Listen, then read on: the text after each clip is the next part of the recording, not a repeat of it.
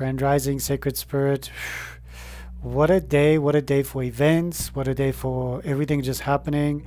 The universe is aligning, the multiverse is aligning, and timelines, and it's just so much happening. I'm just burning this beautiful white sage just in honor and respect of Mother Gaia and everything that's happening. I've got a candle here for our session, and I'm just holding a lot of space, a lot of love. I've also got my altar all set up, all clean and fresh after my illness.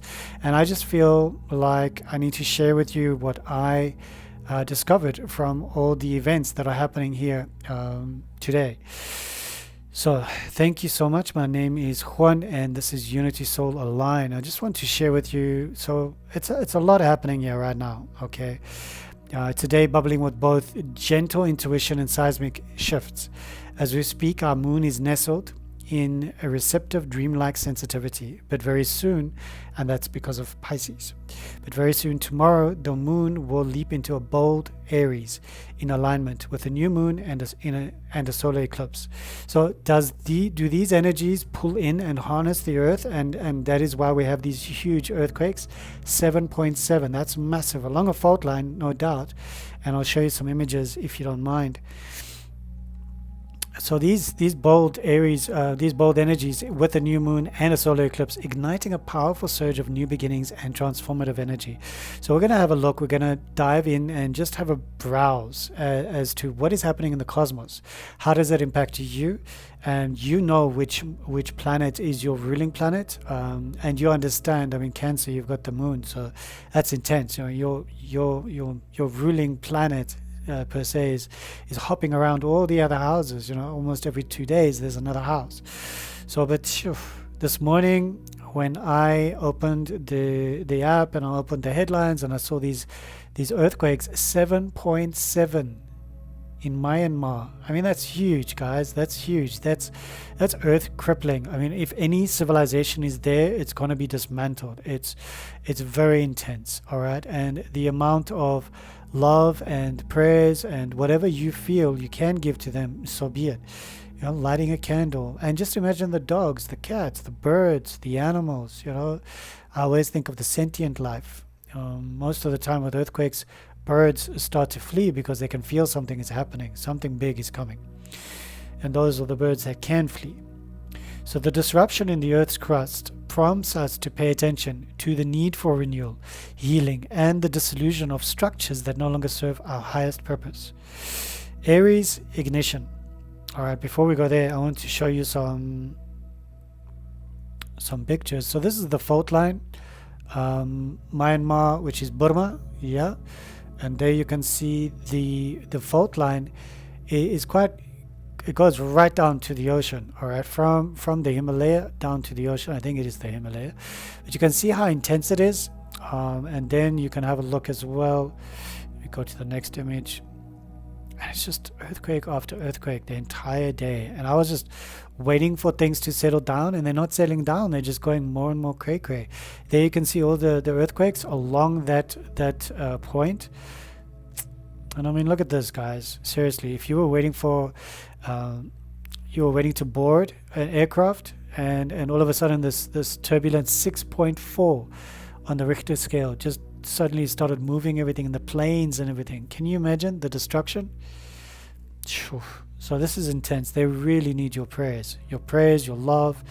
And you can just see there's so many in Myanmar, and then Vanuatu, which has been being hit by a lot of underwater, you know, with the volcano erupting, a lot of underwater activity we have noticed.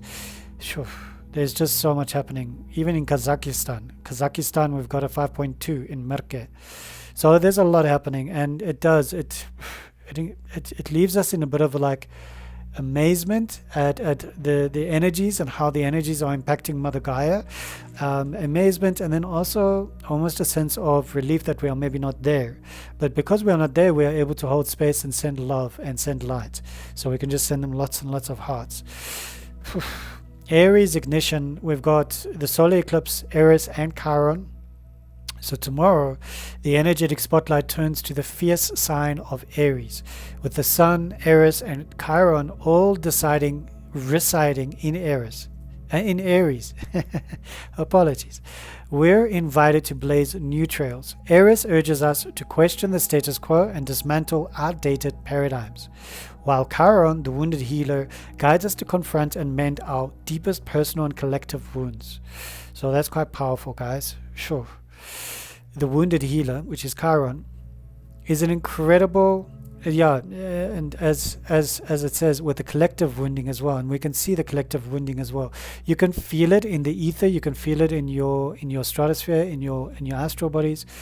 So, this rare alignment beckons us to take courageous steps forward, even amid turmoil, transforming pain into potent new energy. And that is crucial. I think that's what most painful events teach us, is how to transform it into something that is a positive energy, something that is going to take us to the next level and open our hearts and our minds so that we can learn more about ourselves. Mercury's dual dance, retrograde in Aries to Pisces. Mercury retrograde in Aries today reminds us that communication and thought may feel or even disjointed, or even disjointed. It's a time to reassess our intentions and the words we choose. All right, so that's very important, the words we choose. Then as Mercury moves into compassionate Pisces on March the 30th, our mental landscape shifts, inviting us to access intuitive insight, creative imagination, and a deeper emotional understanding of our surroundings. All right, so that's super, super powerful. Just want to give a lot of thanks. This little piece fell off, so I just want to honor it and just place it on the blue lace agate. So beautiful. So what is happening? Then as Mercury moves, so we covered that. Matters of the heart, Venus in Pisces, in our realm of love and beauty. Venus, currently retrograde in our home of Pisces, asks us to re-examine our core values and the essence of our relationships. When Venus stations direct on April the 13th, expect a gentle clearing of old illusions, enabling us to embrace authenticity in matters of the heart and to love more freely, guided by soulful truth. All right, so these two planets are always going retrograde, direct, because they're the nearest closest to the sun. All right, and we are on the third planet from the sun. So you can imagine the impact of the Earth going retrograde as well on other planets and how that has an impact on them. Yes? Yeah. So that's something to think about. The fiery journey, Mars, Jupiter, and Saturn shifts. Our warrior Mars is journeying through the nurturing energies of Cancer, urging us to safeguard our emotional well-being. But as Mars enters expressive Leo on April the 18th, we'll be inspired to shine confidently and act with creative dynamism. There you go. Meanwhile, Jupiter's expansive ride in Gemini enlightens our minds with fresh perspectives and innovative ideas until it steps into Cancer on June the 9th, where warmth, intuition, and emotional growth come to the forefront. Saturn, currently in Pisces, has been teaching us the lessons of spiritual discipline, wrapped in compassion. As it transitions into Aries, on May the 25th, we're challenged to build our lives on foundations of personal responsibility, daring innovation, and authentic self-expression. This year is like no other year. All right, this is an incredible time. The revolution through change, Uranus, Neptune, and Pluto. All right, Uranus, the Great Awakener, has been shaking the grounds of stability in Taurus. Now, as it changes into Gemini on July the 7th, expect breakthroughs in communication, technology, and liberating ideas that defy old narratives. So that's something to look forward to, yes? Perhaps most intriguing is Neptune. Up until now, Neptune has been luxuriating in Pisces, deepening our collective dreams, mysticism, and artistic expression. But on March the 30th, Neptune glides into Aries, a transit that has historically heralded transformative, sometimes revolutionary shifts in our collective consciousness. This is big, guys. In Aries, Neptune's ethereal visions mix with raw, pioneering energy. Old illusions begin to dissolve, beckoning us to redefine reality with bold leaps of faith.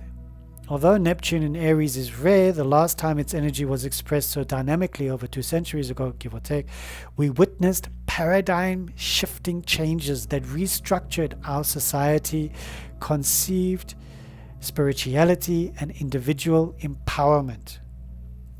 Today it inspires us to embrace our visions with courage and to step forward into uncertain yet promising territory. And as Pluto continues its transformative dance in Aquarius, going station retrograde on May the 4th, it challenges us to reevaluate and restructure collective ideals, technology, and community. All right, prompting deep systematic change from the inside out. Yes, healing and rebalancing, Chiron, Mekmek, and Hemia. Chiron remains in the bold fires of Aries, urging us to bring our inner wounds into the light so that true healing can begin. As it stations retrograde on July the 30th, it's a time to turn inward, acknowledge our scars, and then transform them into sources of strength and wisdom. In the farther reaches of our celestial map, cosmic bodies like Mekmek, currently in retrograde in Libra, and Hemia in Scorpio, remind us that balance, beauty, and transformation are all intertwined. They are subtle nudges to harmonize our inner and outer worlds, ensuring that every moment is harmonized in our inner and outer of upheaval. Yeah, it's incredible because I'm reading this and I'm being taken into the stars and into the sky, and it's just these colossal beings, and they're just doing what they're doing, and we are tiny little insect creatures. We are tiny, we are minuscule. Our consciousness is not even as big as a grain of sand, but it has the ability to do so much. Yes, granted. But the fact that these huge beings have got this continuous impact, and life on Mother Earth, Mother Gaia, continues to change and shift according to her siblings in the cosmos. It just brings me into amazement how our siblings, how our parents, the sun, how our twin sister, if you want to, the moon, can have an impact on our lives, as tiny, minuscule creatures. And look at everybody around the world scampering because the Earth's tectonic plates are shifting and things are happening just before this solar eclipse. These are big times. These are big moments.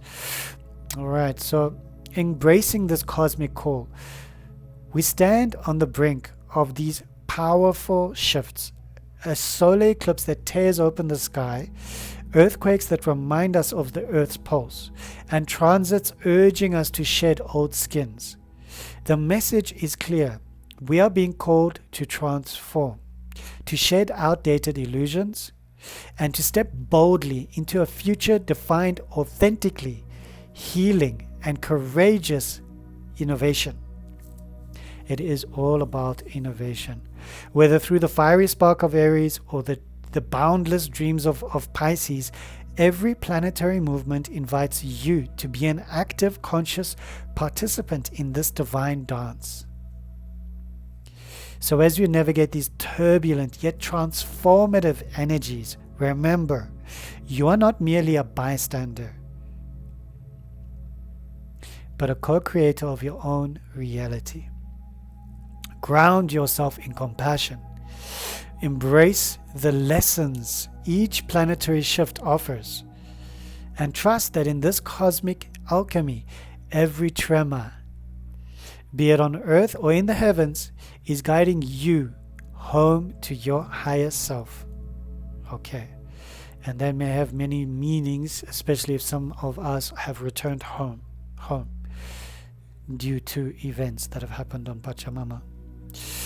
So yes, thank you for joining me on this journey. Stay aligned, stay inspired, and may the light of the cosmos shine brightly within you. Until next time on Unity Solar Line, Keep your heart open and your spirit fearless.